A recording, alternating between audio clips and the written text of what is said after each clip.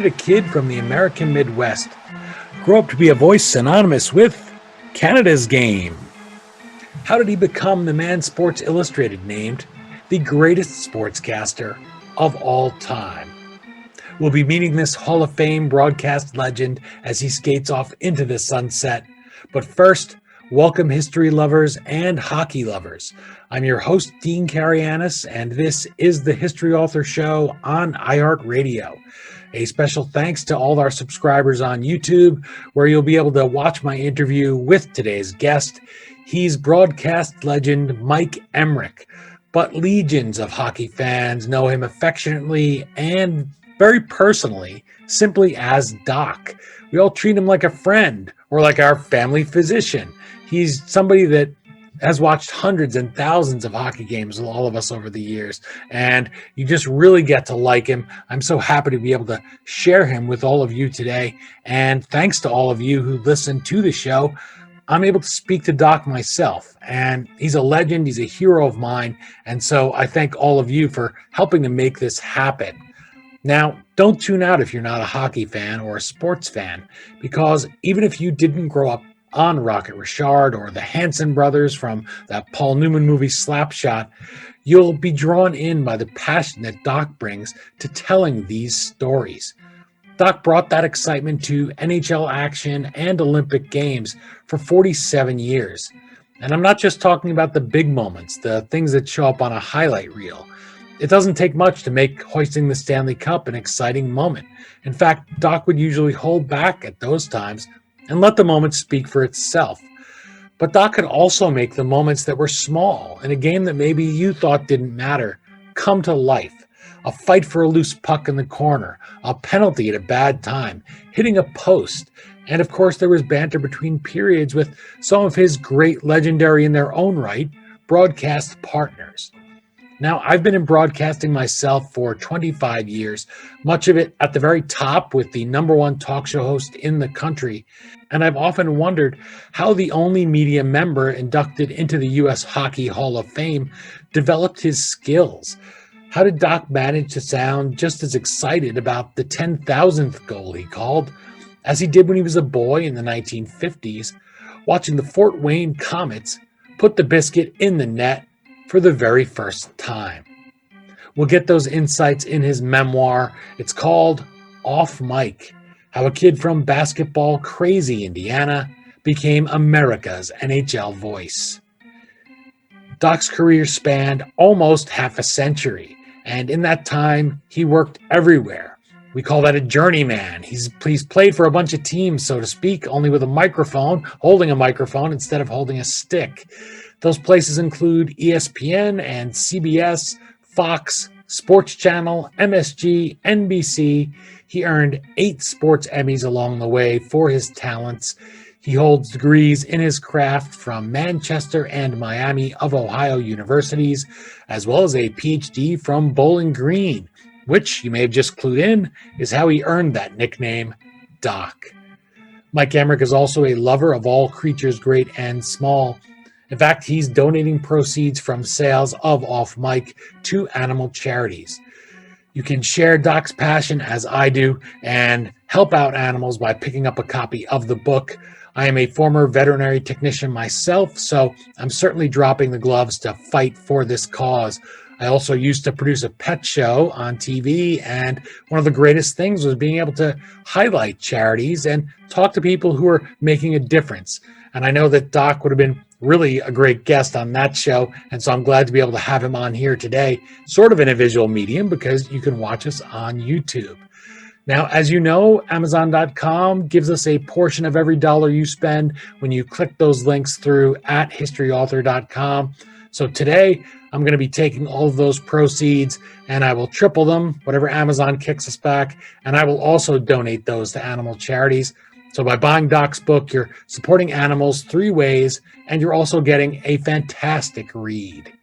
So if you love animals, it's another reason to pick up a copy of Off Mike for yourself. For the sports fan in your life, get a copy, and maybe even for that young person. As you'll hear today, Doc had many of those moments in his career where he had to decide what path he was going to take. And we can learn, if we're young today, if you're out there searching, you're in college, you're just getting ready to go to college, and you've been locked down, you've lost maybe almost a year of your education, Doc can teach you and show you by example how you can still reach the very top. His book is just so great. I can't wait to talk to him. So, with no further ado, now that we've laced up our skates and we've heard that starting lineup, please hit the ice with me and let's hear one of the most recognizable voices in all of sports as we go off mic. I am thrilled to welcome to the program somebody who I've watched hundreds, thousands of hockey games with. I've welcomed him into my home so many times, and yet we've never met until today. He's Mike Emrick, but legions of hockey fans know him as Doc. He's the author of the book, and I have it right here, and I let him know that I purchased my own copy because these are going, the proceeds are going to animal charities. So I purchased my own. It's called Off Mic: How a Kid from Basketball Crazy, Indiana, became America's NHL voice. Sir, thank you so much for making the time to shoot the puck around with the History Author Show today. This is great fun, and I thank you. You have so many books behind you, and I'm flattered that mine now becomes one of them. Thank you. It definitely will. Well, I'm so appreciative. As you can see, there are a lot of books. Some of them are ones my wife has written, the ones right over my head, various computer books. I have my cookbook back there, and so it's only the precious ones that are here on the shelf, and yours certainly will be one of them, because I enjoyed it so much. As I said, I've watched so many games with you all these years. I feel as if I know you, and that can be overwhelming for somebody that's in the business, because we all feel we know you, and yet you, of course, haven't met us yet. And yet you're so open with the fans. You're so helpful with people that come to you seeking help. And that's a story I think anybody, even my listeners who aren't hockey fans, those poor souls, as I said to you before, people, I want them to get into hockey because I love it, because it's a great sport and enjoyable. But you also offer so many life lessons here when you're climbing the ladder, when you're that young man in Indiana.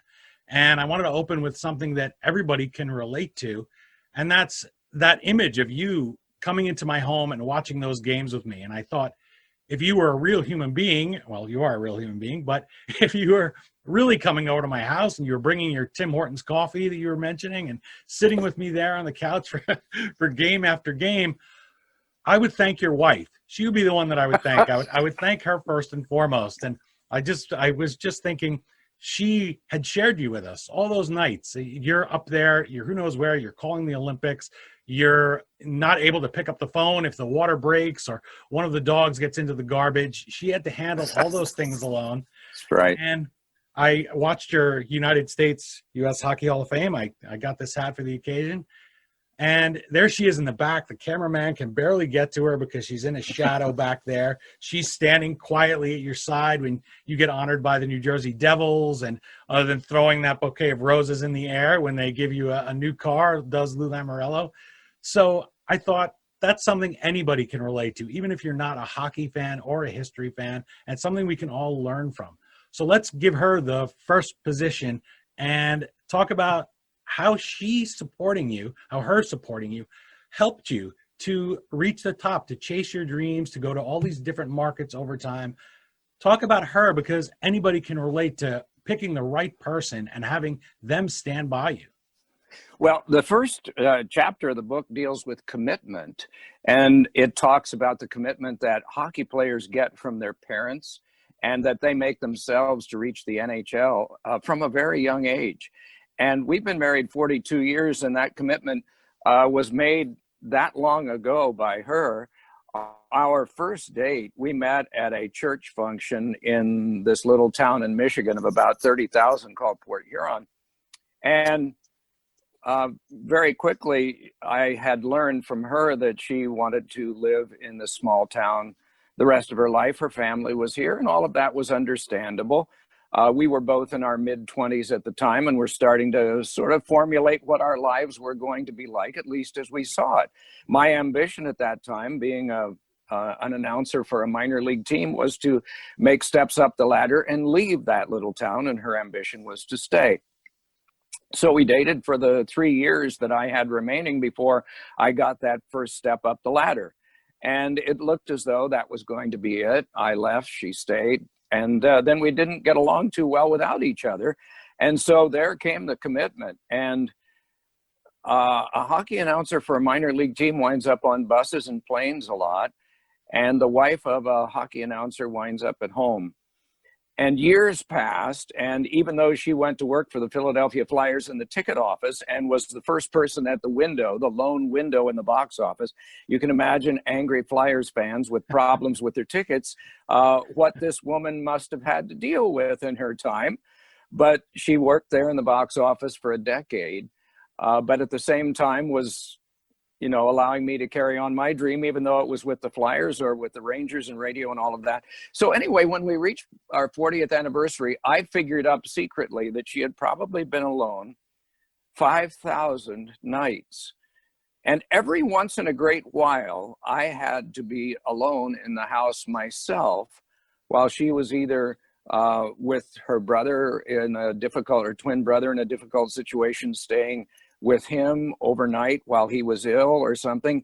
And I was alone in the house.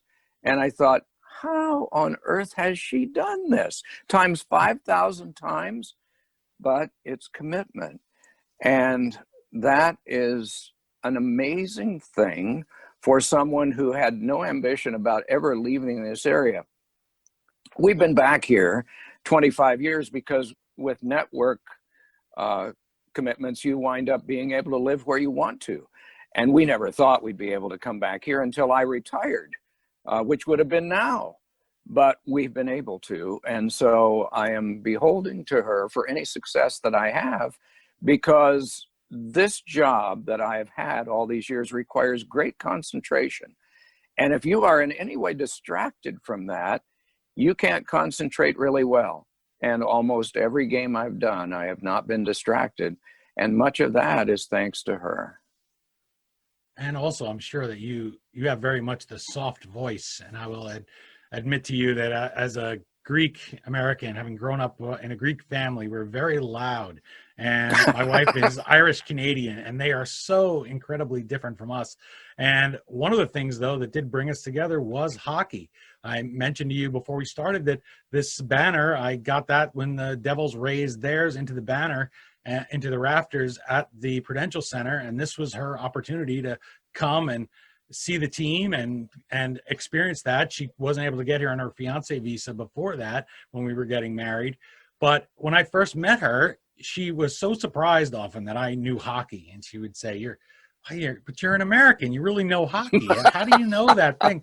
And I said to her the other day, I said, I have to tell Doc that I thank him for it. I took all the credit, of course. I didn't give the credit to you, but I said, well, sure, I've been watching from when I was a kid. I know these things, and wow, you understand it. And I'll tell you, that's what I want people to experience. And I hope that if anybody has someone out there like that, who you can't drag your spouse to a game, pick up off mic and they'll really get to know the game through your voice, because your passion carries over and hooks people in.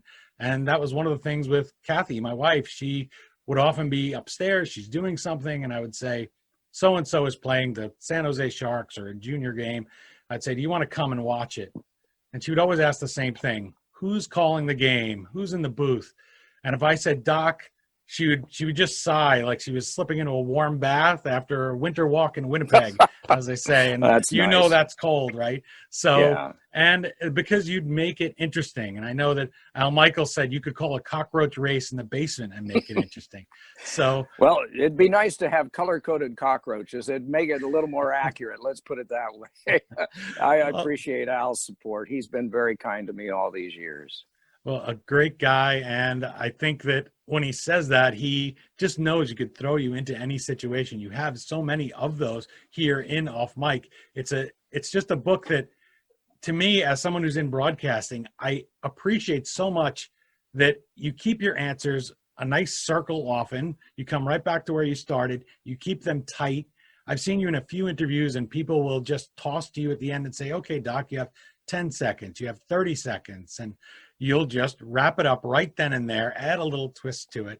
That's something that you learn over time. And I think that when we watch, we just assume you're dropped into the chair and you just kick off your career, but you certainly don't. You needed to practice all those many years to get to that point.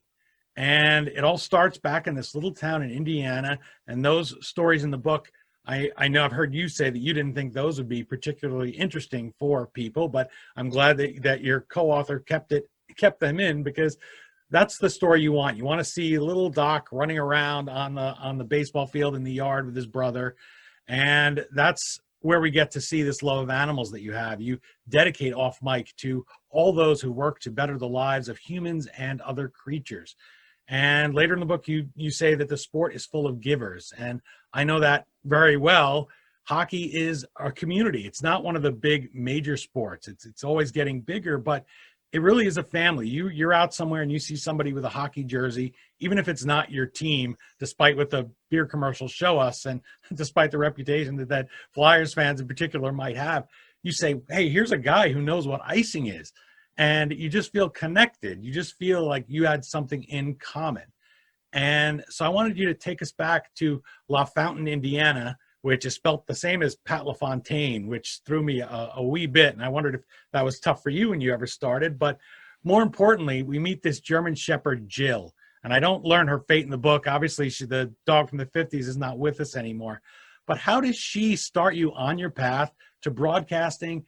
And not only that, but this love of animals, this generosity, because that's a gateway to all of these things. And it shows the difference that a dog or another pet can make in your life. Well, the German Shepherd and Boston Terriers were the two breeds that we had in our house all the time. Large dog, small dog. And my parents raised Boston Terriers. And actually, for one stretch, they actually showed them. And there was one loving cup that when I was little, I used to walk around the house with, that was a best in show cup for a regional little show that one of our Boston Terriers won. And when we moved to the country, we were able to have a little out of La Fountain, we were able to have a larger dog. So we then had Boston Terriers and German Shepherds. And some German Shepherds have the DNA that they're ball players. Not all of them are. Some are peaceful and some are more athletic. And Jill's number 1 and 3 were ball players. Number 2 was more of a sedentary dog. So Jill's 1 and 3 would go out and play football with us in the wintertime and baseball in the summer. And she would crouch down 10 feet from the plate and charge after any ball that was hit. In these games, my brother and I played these games every day that it didn't rain. And we would make out lineup cards, and whoever was batting would announce. And whoever was in the field would chase the balls down along with Jill. And that was the beginning of my want to be a baseball announcer. I was probably 8, 9, 10 years old and wanted to be a baseball announcer at that time. And Jill played a role in that.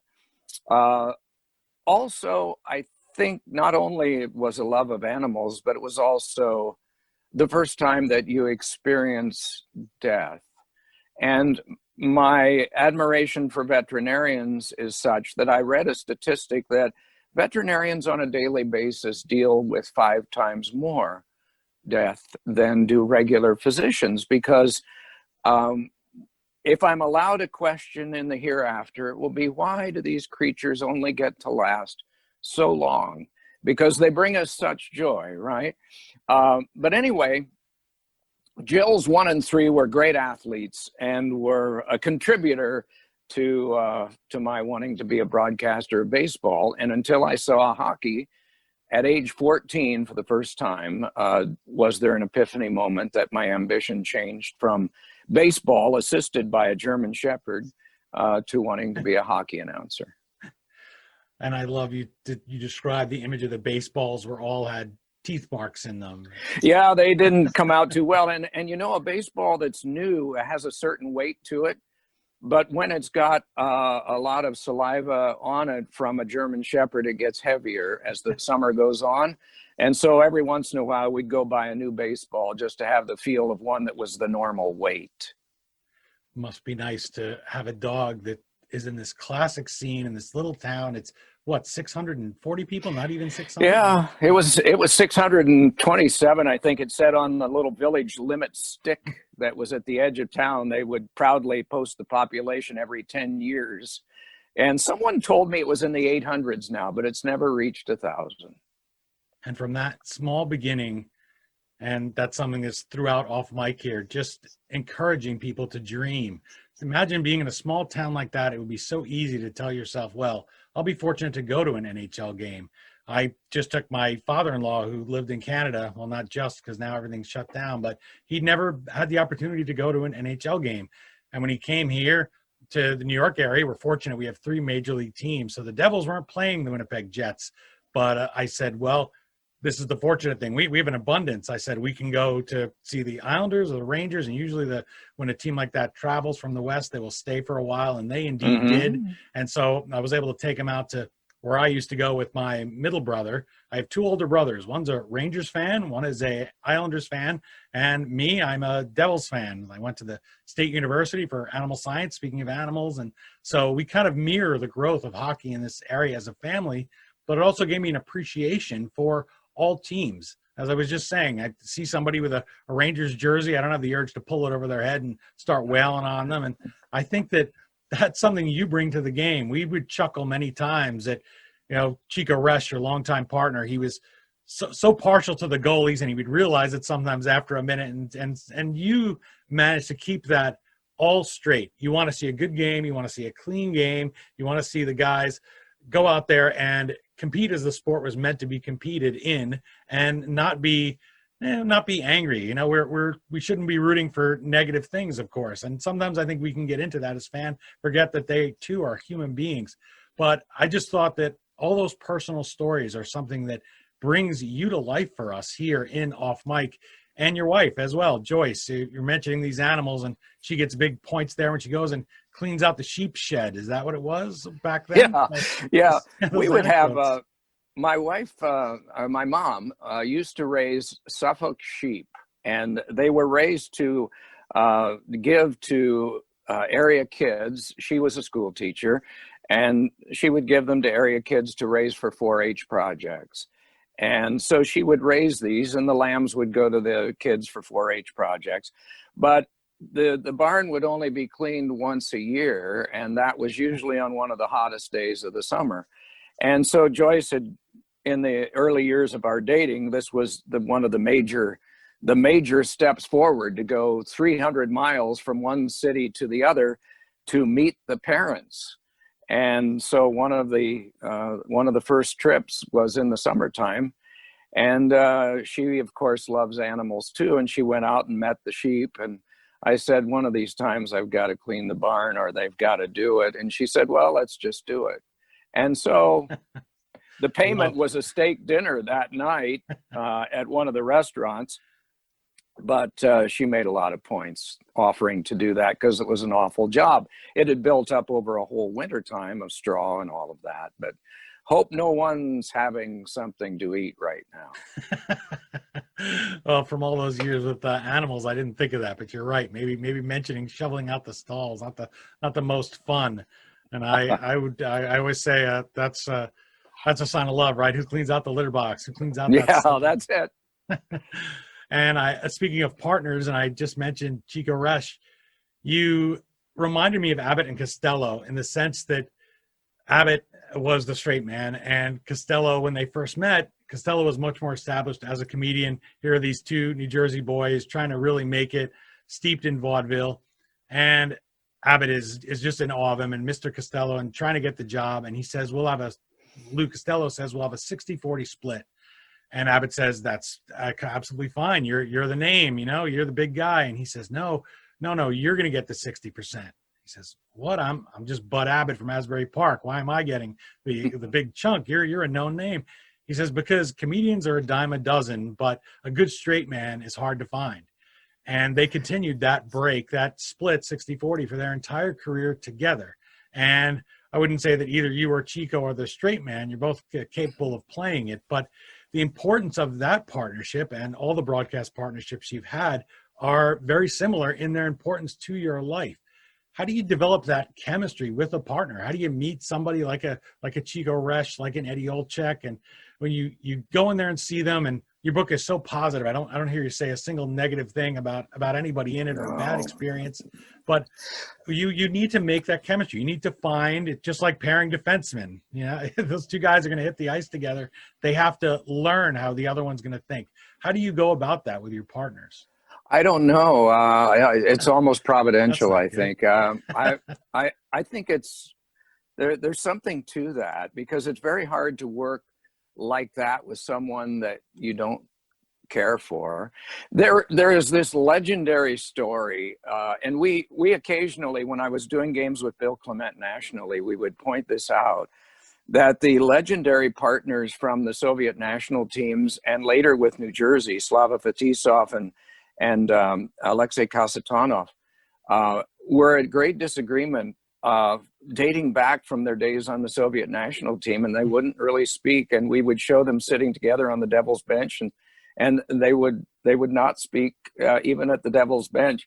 It would be very hard to play as defense partners through all those years if that were the case, but I guess that was the case.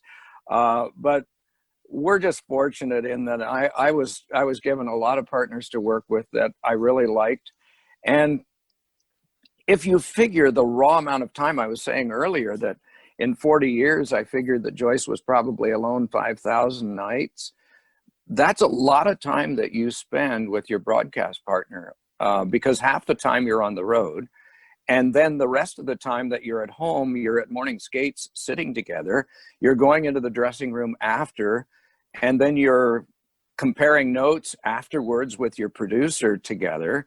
So you're spending a lot of time together, and it's a godsend that you have that many people that you've worked with that you really, really like. And you've just mentioned two that are among the finest people that you'd ever want to meet. And so I was just lucky. I had 14 years with Chico and 14 years with Eddie Olczyk. And you can really add more time to both of those, because I was around Eddie as a coach, briefly with Pittsburgh as a broadcaster when he was broadcasting for Pittsburgh, and also when he was playing with several teams. And Chico when he was playing for the Colorado Rockies, as well as when he was playing for the New York Islanders and other teams, as well as New Jersey in the early 80s as well. So I've been blessed to know those guys for probably 20 years apiece. You say God put Chico in your life when he knew you needed him, which I thought was a beautiful way to put it, and speaks to your worldview and how you see things. He just has to be a great guy. Hey, you're going to speak with him, and he can just talk, and has so many stories similar to yours, but from a different perspective. And you never tried to, there was never any competition there or trying to outdo things. And that's not easy to get. I don't envy the broadcasters just dumped into it. Yeah, it was funny. He started to, Bob Prince, who who convinced me to be a Pittsburgh Pirate fan when I was a kid, listening to games on KDKA. The Pirates were going through a stretch where they would somehow or other be behind 5 runs in the 9th inning and win the game. And Bob would cap off the evening by saying, "We had them all the way." Well, the Devil teams in the early part of the 2000s, when they were winning championships, would go into the third period and be behind by 2 or 3 goals. And then remarkably, they'd come back and win in a shootout or win in overtime or something like that. And so we were never using the word "we" because we were a network that was independent of the team. But at the end, I would say something like, "They had them all the way," because it was preposterous when you would have a comeback like that. Yeah. And toward the end, Chico was, and I would say, "And they had them," and Chico would jump in and we would say it as a chorus, "All the way." Yeah. And that was just typical of how we saw things the same way. Or we would talk about the unseen hand, because Chico always would say that Dick Irvin Sr., the longtime coach of Montreal and Toronto, would talk about the unseen hand that would change the course of a game. So there were a lot of things that over 14 years' time that we saw happening at the same time in the same place. And that was a lot of what made it fun for us. We hoped it made it fun for the listeners too. It definitely was a blast for me. I remember those games, and you'd hear people outside New Jersey complain about their style of play. And derisively call it the trap, and Lou Lamoriello would say, well, that's not the case. This is just, go talk to my coach. And Jacques Lemaire would say, yeah, no, we're not trapping anyone. This is called defense that we're playing. And even though it would be a 0-0 game or a 1-0 game, for fans, and especially with you guys calling it, it would still be exciting. It didn't matter. And it's funny because people don't criticize soccer. They poo-poo you if you say, well, there's never a score and the game's 3 hours long. But for some reason, those Devils teams, people would look down on them and say, well, there's not enough scoring. But some years they had plenty of scoring. They had quite a lot of scoring, but it was just a stigma. But listening to somebody call it, just like that cockroach race, you definitely were able to make it exciting. It's interesting that Dave Peterson, who coached the 1992 U.S. Olympic team that finished fourth, and they were supposed to finish 8th or 9th in Albertville, admitted later when the trap became the word that was used for that type of defense, said, we played it in 92 over in Albertville, and it really worked for us. And yet I thought that team was very exciting. And then Larry Robinson told me that in the 1980s, Montreal would go into Maple Leaf Gardens in Toronto, where the Maple Leafs had a high-powered offense. And he said, we played it every time in there. And they'd just get so mad because we'd go into Toronto and we'd beat them. And everybody'd be complaining about how the Canadians would come flying in and the game would be slow and the Leafs would lose. And he said, that's the 1-2-2 was how we played them when we went into Toronto. So it was not anything new at all. It's just that all of a sudden it got the label. So that's what it was. And when teams took it too far, there was that one Flyers game, right? They called the puck dead because they were playing 1-3-1 and they were just sitting back behind the goal and waiting for someone to come in and challenge them for the puck. And it was a real long period that people didn't much care for who were watching in the stands. That's not what I remember. Excuse me, you mentioned the Flyers. Stan Fischler was interviewing Bobby Clark during that period of time, the early 2000s. And Bobby had been general manager and then president of the team and had been general manager again. And Stan, of course, was not really known to be subtle. And he said, why do you hate the Devils? And Bobby Clark said, I don't hate the Devils. What people forget is that they played a style that worked for them. And what people forget is they were one of the highest scoring teams in the league at the same time. Yes. The trouble was that other teams copied it that didn't have any kind of offense, and it dragged the game down league-wide. That's what I didn't like. Okay.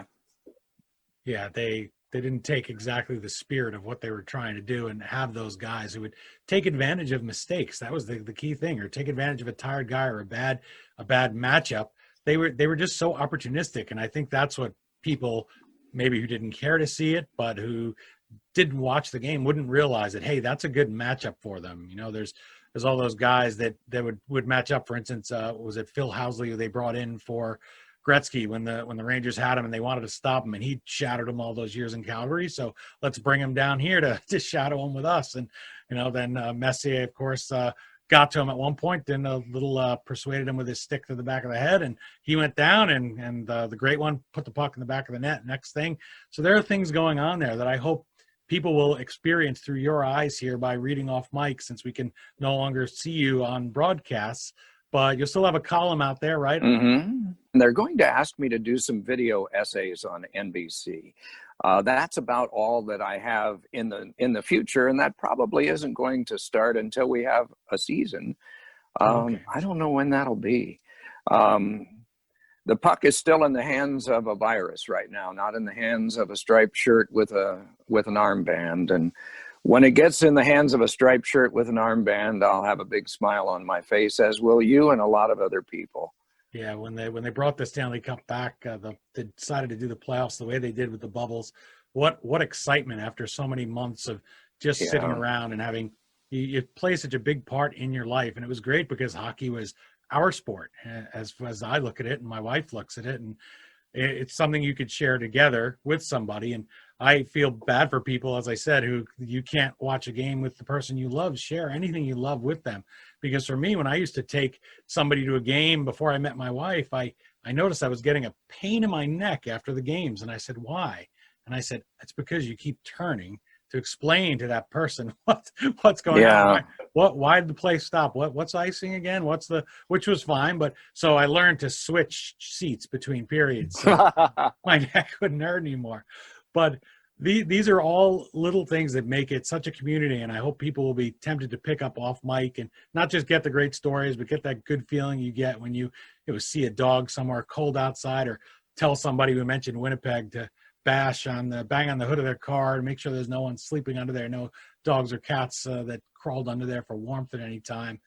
You bring that warmth of personality to everything that you do, and you brought it even when you went through prostate cancer, and that was 1991. It would have been easy to just keep it to yourself, not let anyone find out about it. Nobody was trying to track down you and your health. You're not on the roster of players that aren't playing that night wearing the suit up in the skybox. But you did share it with everybody, and I thought that the reason you did was really important, because here we have hockey fans, and they're tough. They watch their players that play tough, that play hurt, that play with broken bones. I mean, listen to my voice as I'm saying it. I can feel the passion in myself. And hey, I'm not going to go get screened. And since your Christian faith plays a large role in your life, I wondered how you answered that call when you realized that, in Lou Gehrig's words, you had a bad break, which is how he puts it, which is so wonderfully understated. And he did not plan that, by the way. I have Lou Gehrig's lost memoir on the wall behind me here, his old columns that were just recently unearthed. But you chose to reach people in the stands and tell them, hey, I went through this, I got screened and checked out. And how did that affect people that you spoke to? Did you speak to people afterwards who said, Doc, I went and got checked out, and I'm so thankful that you told me to? Or a wife who says, I could never get my husband to go to the doctor, but he had this pain, or he finally went for a checkup. How did that feel? Why did you decide you wanted to make it part of your broadcast legacy, this fight against prostate cancer? Well, at that time, 1991, medical science had not progressed nearly as much as it has now. Pierre Maguire was also very open about the fact that he had prostate cancer, and this was 2018. He spent one night in the hospital. I spent 16. That's the difference between 2018 and 1991. So as a result, I was working for the Philadelphia Flyers then, who were wonderful, as you might expect. They were wonderful at supporting me during that time. It was mid-season. It was obvious that there was an absence there. And so there was an explanation once I went through surgery, and a long absence, probably 4 weeks before I returned, because it was far different than Pierre was. Pierre was not gone more than 10 days, I think, from the microphone. And that's just the difference in how treatment has progressed and how much can be done now that wasn't done then. But if the number of people that have told me that they got screened as a result, and I'm sure that Pierre has had the same thing, is multiplied by 100, that makes all of us happy, because that's a number of preventions that have taken place well in advance. It's beginning, it's a blood test. Sometimes it's a digital exam, which many people are uncomfortable thinking about, but 5 seconds. I mean, that's okay, uncomfortable for 5 seconds. It's not a big deal. But the good thing is that and if because it's a slow moving cancer, many times it can be taken care of, as mine was, without radiation and without chemotherapy.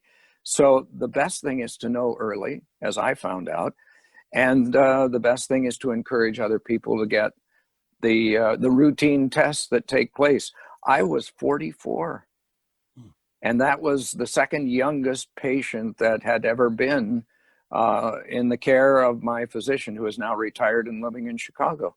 So it's not necessarily any age group that specifically gets it. It's not just older people. Sometimes, in my case, it was someone younger. So I just encourage people to continue to what you hear about the PSA test, make sure you get it, and make sure you coordinate with your medical doctor about that, regardless of age. Partly because you caught it early. You could have not known you had it for years after that, and you would have been older. So it was great to Yeah. catch it early. And you Yeah, had I had a very wise doctor named Warren Wolf in New Jersey who knew my family history and that a couple of uncles had been diagnosed. And doing the digital exam, he felt something unusual that he hadn't before. And he said, go to a different lab than you went to last time. And it was then that they discovered it. Speaking of that toughness, I wanted to bring up the issue of fighting because you gave me a great gift here in off mic. And that's for a question because you said nobody ever asked me. And as soon as I see that, I say, well, perfect, I will ask him. So this question wrote itself. But you wrote that no one ever asked you to explain why you chose to broadcast as a sport, something that seemed to view violence and mayhem as selling points. But I'm sure a few might have wondered whether the team's emphasis on brawling might have run contrary to my Christian values. Now, I don't see that. And I mentioned my father-in-law, he's a pastor up in Canada, and he has no problem watching hockey. And I think it's part of a nuance in the sport that those people I was talking about where I'm getting the crook in my neck may not get at first. And it's obviously the game has changed. We know more about head injuries as we do about prostate cancer. But answer that question. So how do you feel? Did you ever feel like, hey, I shouldn't be watching this, or boy, this is gratuitous violence? No, I didn't, because at that time, especially in the period of time that I was watching it, there was not normally any kind of permanent damage that was ever done. These were morality plays where someone who was more inclined to brute strength than skill was taking advantage of someone who was more inclined to skill than brute strength on the other team. And so that's the reason that you had anti-missile missiles that were employed by all the teams to counteract that. And so one of the attractive features of hockey to me back in the 60s and 70s was that there was this morality play. Okay, so he did this to me, our guy is going to do that to him. And that was a part of the theatrics of this beautiful sport that had all of this speed and skill and collisions, but could also wind up having things getting settled because somebody crossed the line. And all of that just struck me as part of the wonder of the game, that it could all be controlled this way. When it became mixed martial arts and there was the ability to actually hurt someone permanently with one punch, then I did not view some fights the same way that I did before. Many of the fights still are not harmful in that way, but some now can be.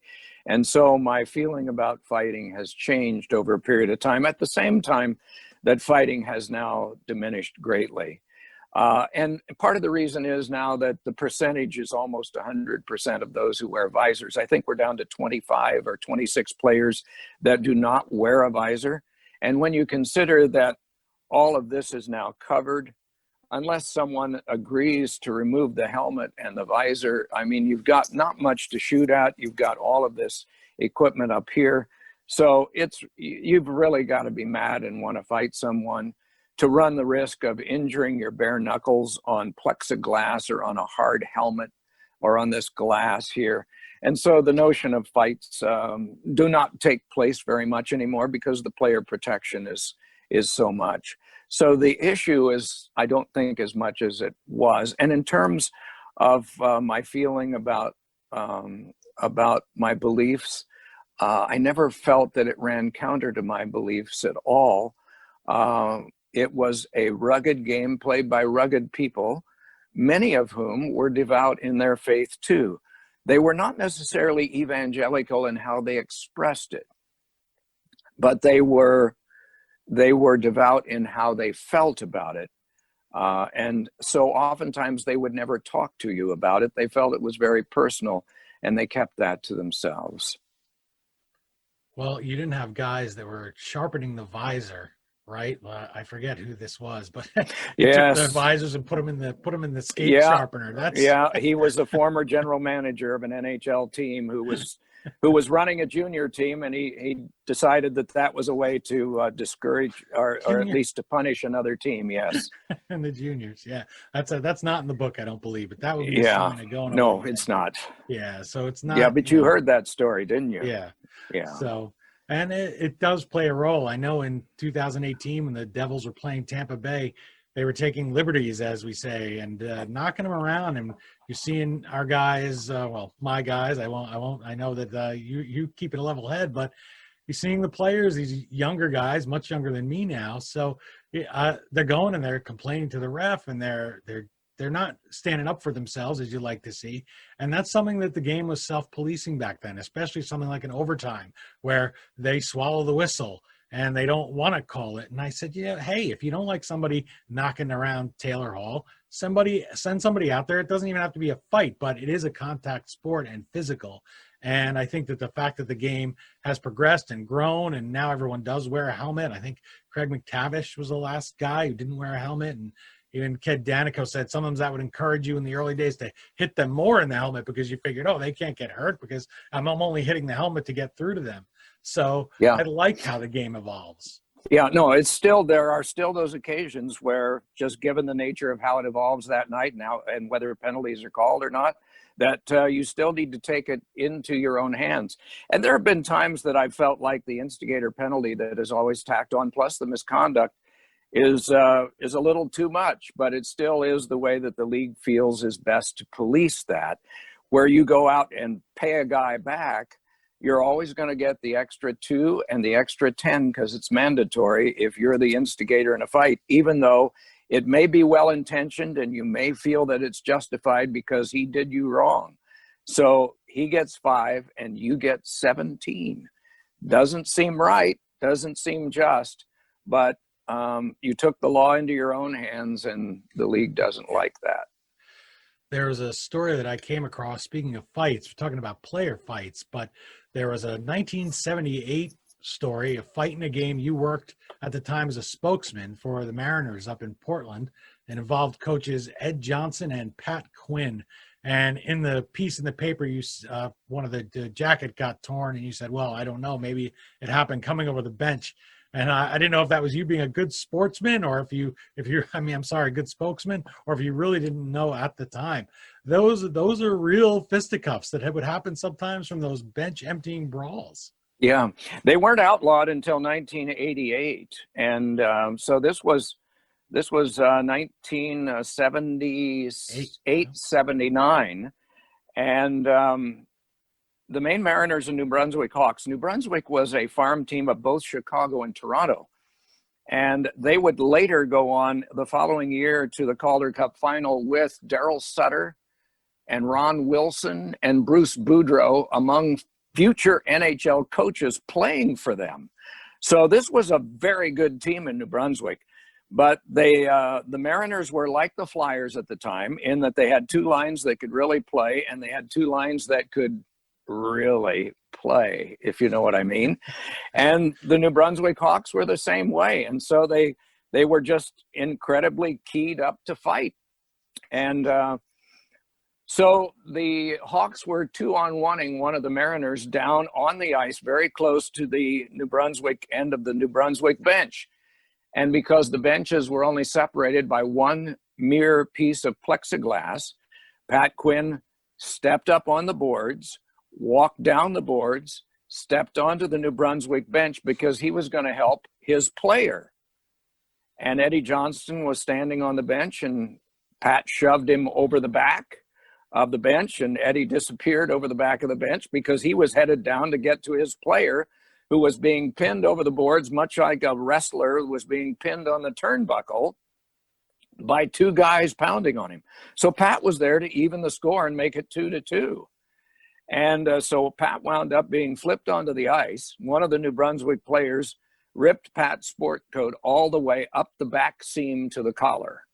And so when Pat disappeared, eventually goes back after all of the things are settled, here's his poor sports coat still on. He's still got his arms up the sleeves, but the sports coat is dangling from the collar. It's been ripped up the back seam. It was terrific.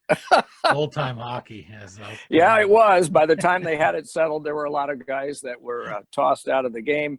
And one of the Mariner players, during all the confusion, was found in the New Brunswick dressing room at the stick rack, testing out some of the New Brunswick sticks. He was going to steal some of their sticks during all the confusion. I won't name him. You always seem when not to name people. You always seem to know. It's nice of you to do that. And you don't name drop protect them. Because hockey's about protecting. I guess that's what I did a little bit here by not talking about them. But I wanted to reintroduce you, tell people you're listening to my conversation with the man hockey fans call Doc. Mike Emrick is here discussing his wildly entertaining memoir. Those of you watching on YouTube, the feed, can see me holding it here, and you can see it behind me. It's called Off Mike: How a Kid from Basketball Crazy Indiana Became America's NHL Voice. Nick Hirshon, who's the author of We Want Fish Sticks, the bizarre and infamous rebranding of the New York Islanders, asked me to convey his congratulations. See the fish stick logo, instant laughing. And he brought up Game 3 of the 2015 quarterfinals, the Isles and the Capitals, because you called fan reaction to John Tavares' overtime goal the loudest you've ever heard. And that might just sound like a rhetorical flair in the mouth of another broadcaster, but you really have this memory. And so Nick wanted to know, I want to know about your memories of that jersey for one thing, but also how did that game stand out to you that you were sitting there saying, I have never heard anything this loud before in all the 3,750 games that I've called? Yeah, I should qualify that. That was a statement I think I made to Neil Best. It was the loudest I'd heard in Nassau Coliseum, and that was significant in my mind because I had heard a lot of the Stanley Cup Islanders of the early 80s there too. But it was a sense of release on the part of the fans that they were going to be able to keep the Caps at bay, and that was a powerful Capitals team. And I just it just struck me as one of the deafening moments in any building I'd been in. But at Nassau Coliseum, that was the loudest I'd ever heard. I think the consistently loudest building that I was in, and it's hard to put decibels on this and to scientifically measure it. And consistently loud was probably the Forum in Montreal. And that was because the only amplification they ever had there was an organ and the crowd. But I did want to make sure that Nick understood that that was a statement that was made about the Nassau Coliseum. And that's not to take away from any of the other places I worked or the Coliseum itself, but that's the loudest I ever heard in there. And that was because of all of those wonderful, glorious years that the Islanders had. I'd never heard a crowd louder and never heard them celebrate greater in all of those times that I'd been in the Coliseum. And I still maintain, none of my business, that Carolina would not have swept the Islanders 2 years ago had they been able to play at least two of those games there instead of in Brooklyn, because that was an intimidating place, as the Penguins found out, for anyone to play in the Coliseum. And it was, I think, easier for a visiting team to play the Islanders in Brooklyn than it was to play them in that madhouse out in Uniondale.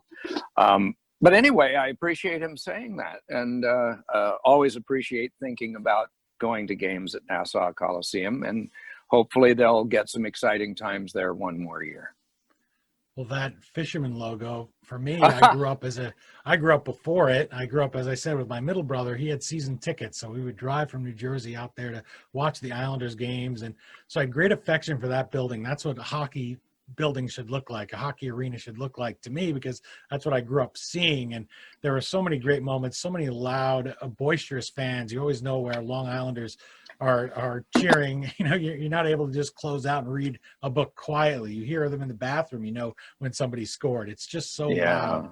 And, well, I'm sorry. It was always a thought that Stan Fischler modeled that fisherman, wasn't it? Yeah, so like I said, much better than the Gorton's fisherman anyway. Yeah, yeah. And Nick's book was just so, it just took me back, and I realized they lost a lot of fans by switching from the iconic old sweater. And I said, wow, that was me, right? And I felt like they turned their back kind of, and I'd gone to the State University of New Jersey, and the Devils were doing really well, and I'm born in New Jersey, so I said, hey, let me start watching them. And that's how your loyalty shifts. Not that I don't still watch and root for the Islanders when they play, as long as we're not playing each other in the finals, doesn't seem to be any harm. And I can watch Rangers and Islanders games with my two brothers separately. So, or together or whatever, but it's just such a fun game. And then when I went into broadcasting, I'm able to enjoy your skills when I'm watching, and I'm able to worry a little bit for some people that they just get thrown in there and say, boy, you got a lot to live up to. And one of those skills you have is something you call guts broadcasting. And for instance, when a wedding on ice goes awry at one point, people pick up the book and hear that one. It's just pretty great. And it reminded me of Ronald Reagan as a baseball play-by-play man. He lost a feed of a game, and he said, what am I going to do? And so he started calling foul balls because he figured it was the only thing that wouldn't show up on the sheet. And so just until he could get the feedback and know what was going on, and until he got to the point where he said, I think they're going to hit the record here for the number of foul balls hit, but then he got the feedback. So name for us a historic moment like that, where you had to put the show on your back with your broadcast partner, let's say, and make sure fans enjoyed a moment, but never knew what was going wrong behind the scenes. Well, there was one where I knew what was going on behind the scenes that was odd. We knew, but for a while we couldn't say. And that was this one. Tampa Bay, Chicago, clinching game in the 2015 Stanley Cup Final. The Hockey Hall of Fame is in charge of the cup. And they had a tradition, which because of this night is no longer done, of bringing the cup from a distant location somewhere in the city to arrive in the arena during the third period, so they can dramatically take it out of the box and our television cameras can show it. What happened was that night there were tornadoes, torrential downpours, flooding. The Kennedy Expressway going closest to United Center was closed. And yet this station wagon that had the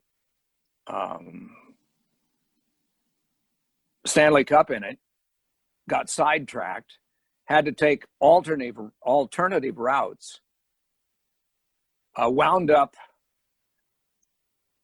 at a gas station calling for a police escort because it had been sidetracked.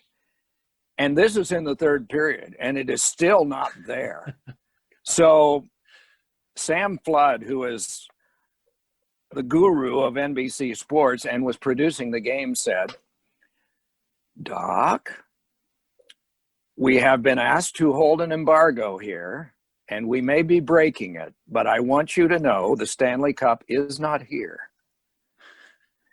And it is a part of all the weather outside. It has not arrived yet.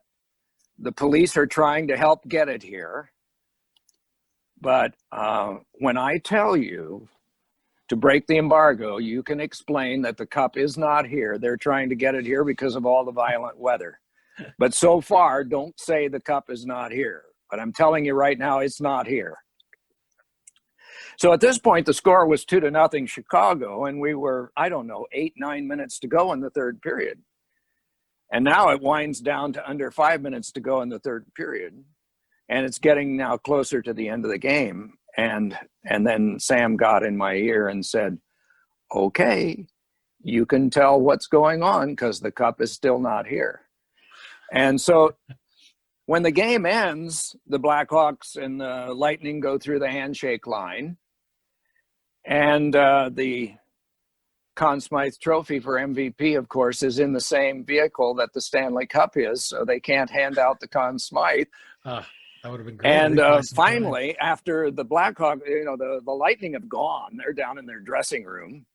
And the Blackhawks are still on the ice, hugging one another and celebrating a little longer than most teams do, without any announcement on the public address system that we are now going to have the presentation of the MVP. And finally, the camera catches this vehicle backing into the Zamboni area with the Conn Smythe trophy. So as a result, ever since that time,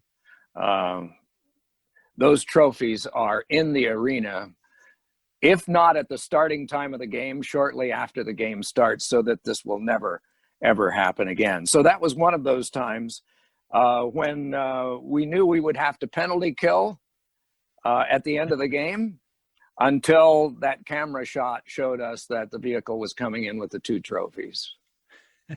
Now, I always thought that the cup was there in the building, because I remember, for instance, in 2002, when the Devils went to the finals, they said, well, they knew it was there and they were ready to win that game, to put away Colorado in 6 games, and unfortunately end up losing that game, losing game 7. But I always thought it was in the building. That would be really the wise way to do it. But these are the things that you overlook, and that's what makes these sports, what makes them interesting, is things going on that you cannot predict. This is why it's not TV, right? It's not scripted. Yeah. One of the things that happened, with one of the many things that happened with Gary Bettman's arrival as commissioner in 1993 was an orderliness about the handling of such things as formalities, like in the presentation of the cup. The Rangers got a little rowdy with the cup in 1994, and from that point on, there was going to be someone who was going to be with the cup at all times, was going to handle it with white gloves, because it did have to have a lot of repair done to it.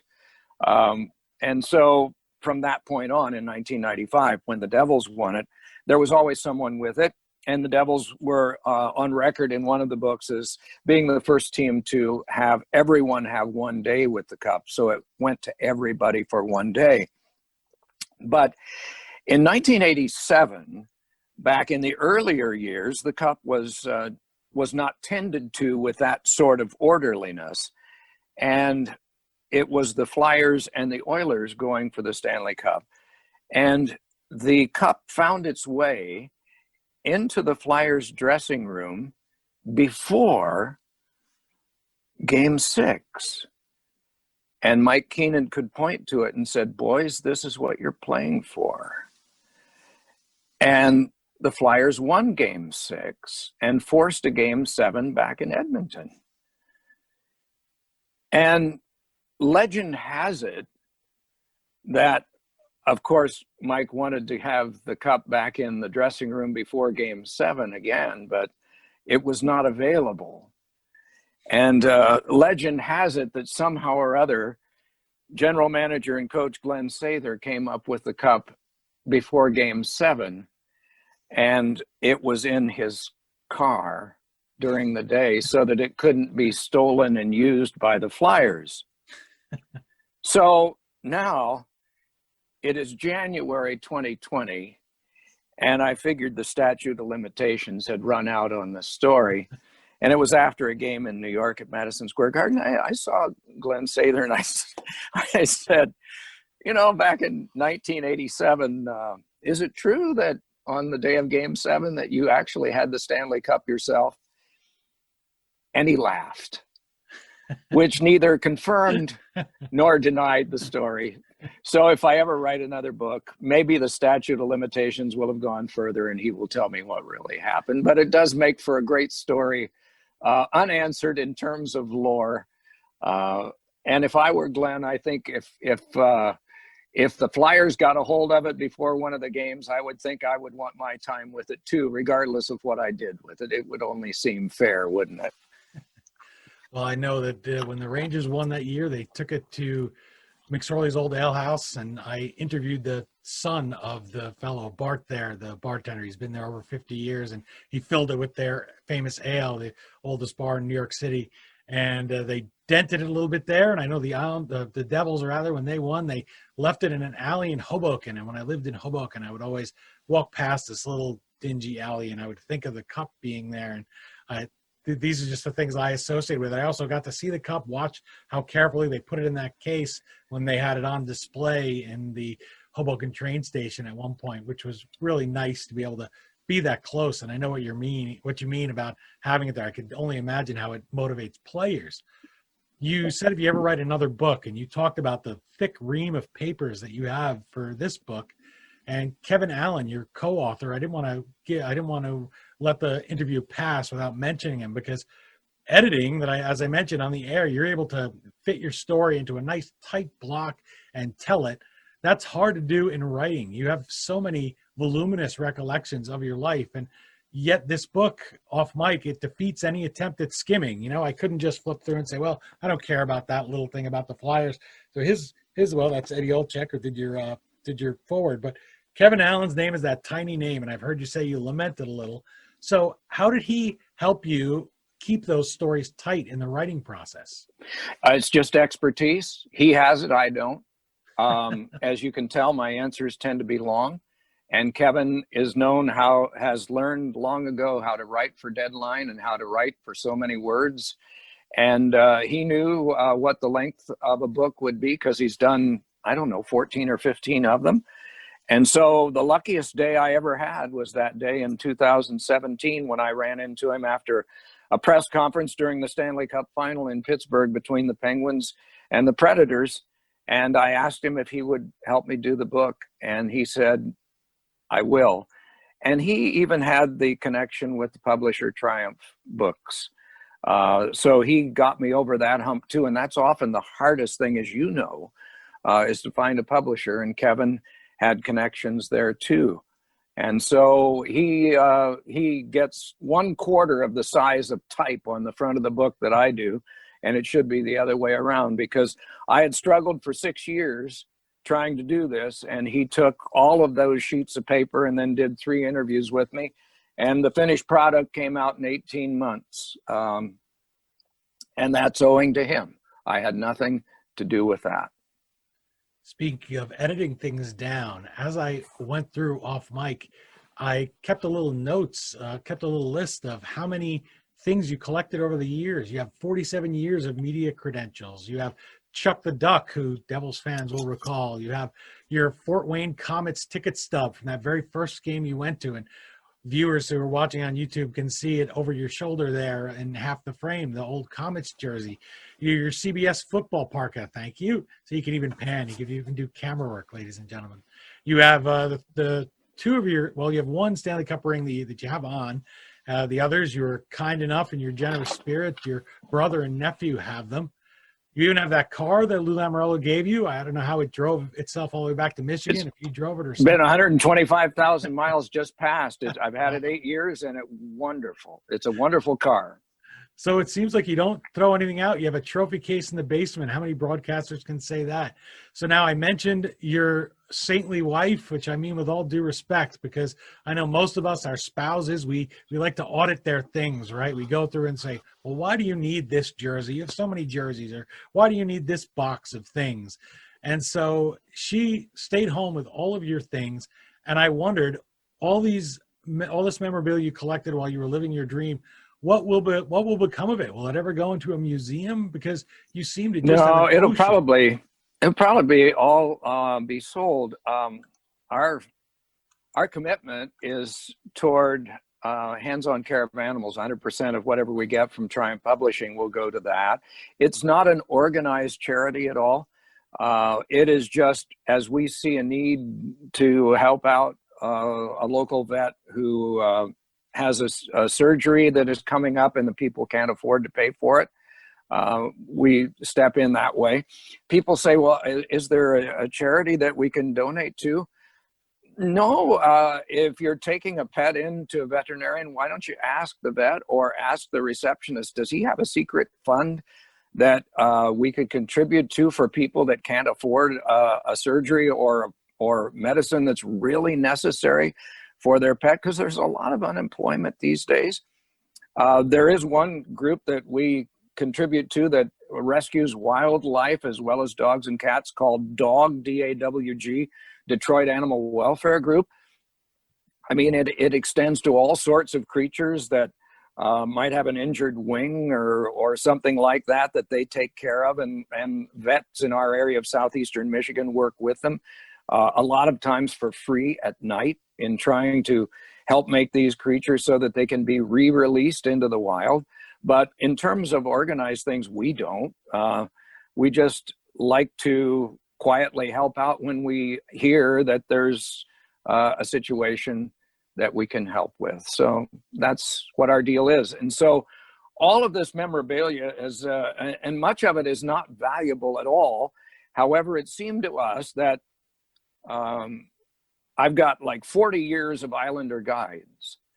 And to an Islander fan, maybe if all of those years put together might be worth something. They're in a storage unit. And once I get those all organized and together and find a platform to offer them on, maybe somebody would want to give me something for them. And then all of that would go toward this same cause.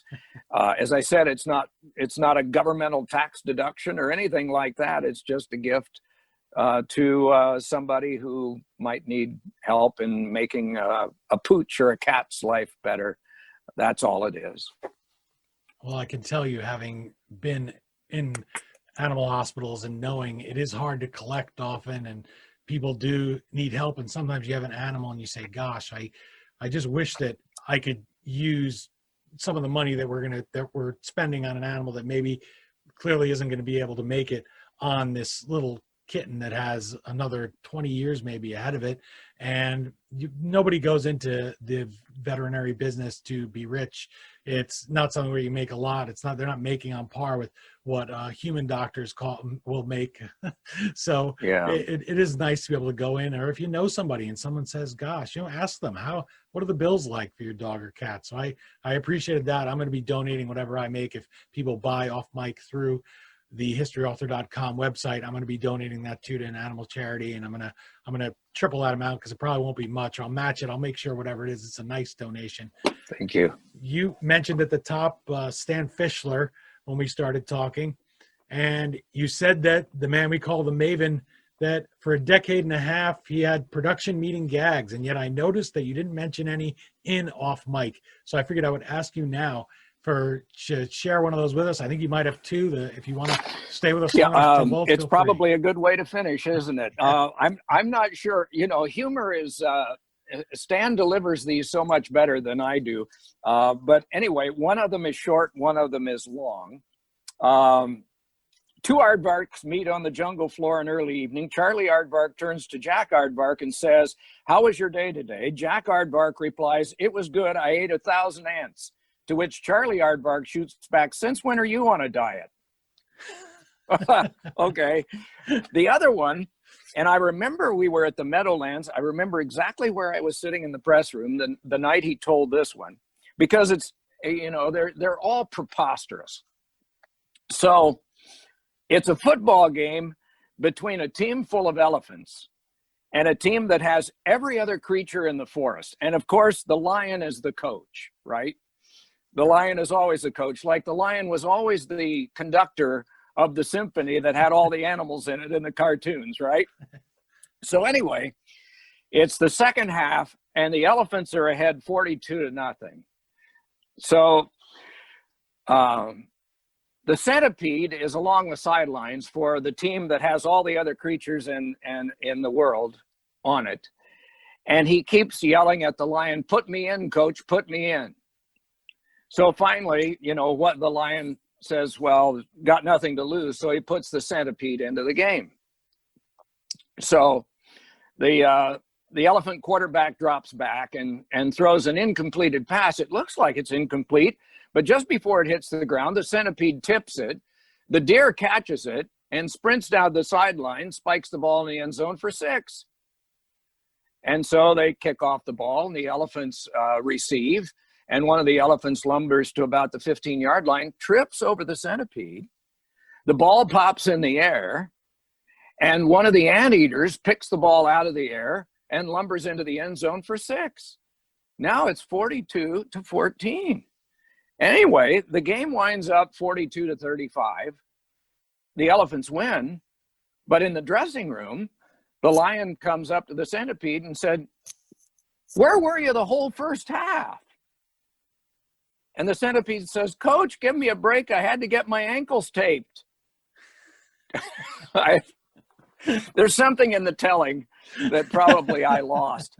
But anyway, I remembered where I was when he told that joke. And those of us who are football fans seem to like it. But anyway, so we'll let Stan do the coup de grace for the day. Well, I really appreciate it. And I hope that people will pick up Off Mike. It's such an excellent book. And even if you're not a hockey fan, not a sports fan, Doc Emrick speaks to people who are young today, who are just starting out. If you want to reach the top of your game, if you want to be in your field and have some people look back someday and say, gosh, I just love that guy when they see you in an airport. And it helps to marry the right person too. So that's pretty important. You know, you'll laugh. That's the old story, right? You'll laugh, you'll cry, you'll really just love this book. Doc, I wish you the best of luck with Off Mike. I really appreciate you spending this time with me today. Please enjoy your well-earned retirement with Mrs. Emrick. And if you ever need someone to help you to shovel out those stalls, just send up a flare. I know that you'll have players and fans like myself and fellow broadcasters who they'll be right there at your door with shovels and sticks in hand. Okay. Dean, thank you very much. Say hi to the missus for me with all those books back there. Thank you. Okay. Again, the book is Off Mike, How a Kid from Basketball Crazy, Indiana, Became America's NHL Voice. As always, you can find the Amazon link to purchase your copy at the historyauthor.com page for this episode. This time, there's something a little special there because I'll be donating all the proceeds we make through Amazon back into animal charities. And since Doc is donating all of his proceeds, I'll be making a donation, and you'll be making a donation by buying the book. You could call that a hat trick, because that's what we call things that happen in threes in hockey. Thanks so much to Triumph Books, the leader in sports publishing, for setting up this conversation today for all of us. And my sincere appreciation to Doc for giving so generously of his time. And not only today when we discussed his book, but just in general, he told so many great stories over the years. I know I'm not ready for his career to end, but after 5,000 nights without him, I think Joyce deserves to have her husband back, and they could sit on that couch together and watch these games. Whatever Doc's career holds next, I know that he'll share it with all of us, and I hope that he has a great retirement now. We'll miss him when he's not calling games, but it's time for other people to step up now, and you be the next great broadcaster. And someday you could stand up there in the Hall of Fame with Doc and be side by side in your own style and your own way and have your own legendary moments. And that's something about Off Mike that I wanted to mention because it's an example of what history does best. It shares wisdom from the past and life experience so that we have a roadmap to follow in our present. We have inspiration, those times when, say, we hit the crossbar, take your best shot, it's overtime, you have a chance to win the Stanley Cup, you hit the post. So deflating. Or you end up in the penalty box for tripping, and you didn't even mean to trip, but your stick got caught up, right? These are all metaphors for real life. I'm not literally talking about a hockey game, although I'm sure there's many hockey players out there watching right now. But the important thing is to make each shift on the ice count. And I think by reading this book, that's certainly something that you'll be motivated to do. It's really enjoyable, and special credit to Doc's co-author for helping him edit these down into a really solid, fast-paced book. I never felt like I wanted to just skim. And that's really a high compliment to an author, at least the highest one that I can pay. Let us know what you think of the book and the interview on Twitter at HistoryDean, on Instagram or Facebook. And if you've enjoyed watching this interview and hearing me talk about hockey, don't forget to pick up my interview that you can find in our archives at historyauthor.com, iTunes, stream it at our iHeartRadio channel. That's with Nick Hirshon, the Super Islanders fan, and his book, We Want Fish Sticks, the bizarre and infamous rebranding of the New York Islanders. Well, the buzzer has sounded, so that's it for this very special hockey installment of the History Author Show. I hope you'll join us on our next all-new adventure into the past, right here on iHeartRadio, iTunes, Spreaker, or wherever you enjoy listening. Wherever you do find us, I'm so glad that you took the time to join us today and shoot the puck around with Doc. Until our next trip into the past together, thanks so much for time traveling with us today, and have a great week. We still call it Broadway, but what's in a name?